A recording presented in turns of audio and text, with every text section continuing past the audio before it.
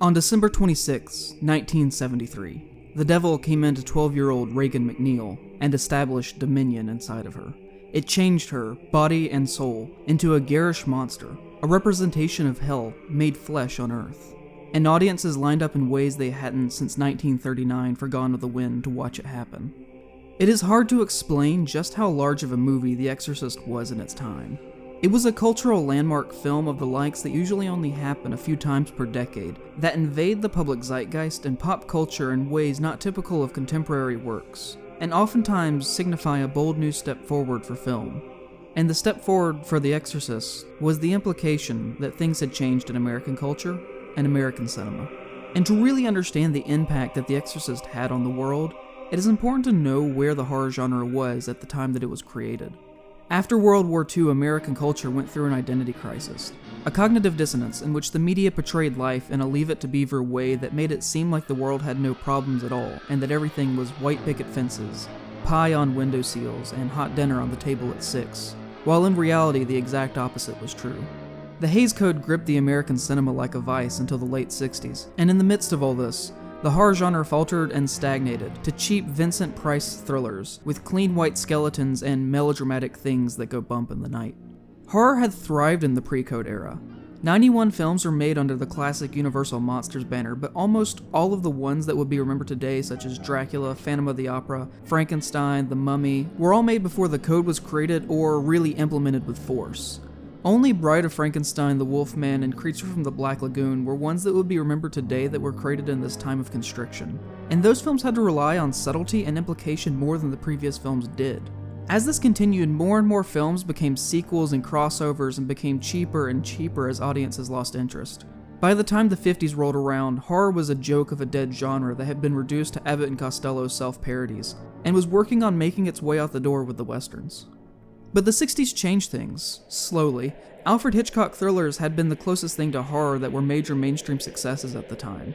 But for the most part, the best things happening within the genre were within small niche subcultures, like the pre-Comics Code Authority Tales from the Crypt and Vault of Horror. But over the course of that decade, things started to shift, and American pop culture started to become intrigued by the devil and the occult.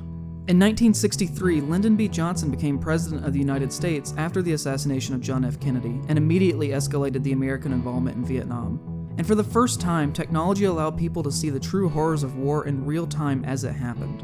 Counterculture was growing, and was large enough to begin to rear its head to the greater American populace. The Beatles put Aleister Crowley on the cover of Sgt. Pepper's. Donovan released Season of the Witch, the Rolling Stones released Sympathy for the Devil, and Anton LaVey founded the Church of Satan. And in the midst of all this, a failed playwright and novelist released a book that changed everything. With Rosemary's Baby, Ira Levin brought the moral panic of the rise of sin and Satanism to the forefront and put into words a feeling that a lot of Americans had as they watched their country change before their eyes. It said that anyone can fall to the temptation of Satan, that it could be your friends, your neighbors, or even your lover. It was a work that was built on the back of the paranoia felt in the country at the time. And because of that, it sold 4 million copies in its first year on the market. Levin brought about a new change in horror and launched a renewed interest in the genre, and with that, the next two great novels to come were Thomas Tryon's The Other and William Peter Blatty's The Exorcist, which sold 3.5 million and 9 million copies respectively. The impact that those books had in the literary world were game-changing to say the least, and to find out how they changed horror on the literary front, I would highly recommend checking out Grady Hendrix's Paperbacks from Hell. It was my favorite book from last year, and it details what those books went on to do quite nicely. All 3 novels received film treatments right after they were released, but the tipping point into cultural iconicism was The Exorcist. When it was released into theaters, there were already millions of people who had read the novel and were eager to see the film. If adjusted for inflation, the film made nearly $2.5 billion, would be considered the 9th grossing film of all time, and the highest grossing R-rated film ever made. It would go on to be nominated for 10 Academy Awards, winning 2 of them. And in a roundabout way, it legitimized horror. So if Rosemary's Baby represented the downfall and moral panic of society at large, and the threats of temptation to adults, then The Exorcist represented the dangers that posed against the innocent. Because that really is what made the film scary, is that it attacked the very moral fiber of the ruling class of society at the time. And that is what creates lasting horror. I've heard a lot of people say that they didn't find The Exorcist to be scary, or that it didn't do anything for them. And I think in that way they're kind of missing the point, and that it wasn't meant to be scary for them. It was meant to be scary for people in 1973, and in that regard, based on its overwhelming impact that it had then at the time, it only makes sense that it has to be known as the scariest film of all time. Similarly to Dracula being the scariest novel of all time.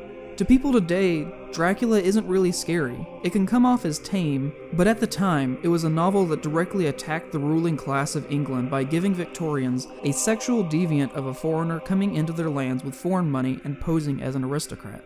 It scared them so badly that we still remember how much they were frightened today. You can only ever truly see how scary something was by looking at it through the historical context when it was the most scary. And in 1973, The Exorcist was released to an audience of people who were predominantly Christian, whose children were listening to the Rolling Stones and saw in their mind that they were losing their way of life and country to moral degradation slowly every single day. And to them, the innocence of Reagan being turned into a dirty thing was the image that they could project their own sociological insecurities onto, and in that way the film worked wonderfully. Since The Exorcist, there have been plenty of horror films that have used the backbone of religious iconography to try and build cheap scares, and very rarely have any of them had much success at all, other than that of the superficial. Because on their own, priests and nuns are not scary. That is, unless we're relying on the most basic and threadbare tropes of horror storytelling. And that is where The Exorcist succeeds where other movies like The Nun fail. Because in trying to make a horror movie that is deeply surrounded in religion without empirically knowing the symbology of that religion is like trying to write a great novel without knowing the alphabet. And that is why The Exorcist is the scariest film ever made, because it catered to an audience that was deeply concerned about the future and communicated in a desecrated form of their own language and symbols that they all knew and considered part of their identity. Reagan was the fall. She was the young, innocent, easily seduced by darkness, who let evil into her because she knew no better, and as a result, was polluted. She rotted, and with her foul language and graphic sexuality she harmed them. She needed a savior to wipe away her sin, and the young priest has to take over from the old priest, representing the symbolic death of the God of Abraham, who first unleashed hell and fury onto the earth, and the rising of the Christ. He takes her sin into him, and for that he must die so that she can have salvation. The film acts as a perversion of all things that the powerful class in America held dear to them, and worked as an attack on all that was hopeful. It spoke to them using the same language and the same symbols that they heard every Sunday in church, and that's why it worked. It scared them so badly that we still remember it today. Because even if people don't catch what it was doing, the way that symbols manifest in the mind can leave a deep feeling of existential terror that can last even decades later when recalled. And because of that, The Exorcist has held on to the pop culture for nearly 50 years. Because in 1973, the devil came to Georgetown to defile the youth of America, and the impact of that event has changed the direction of horror and culture forever.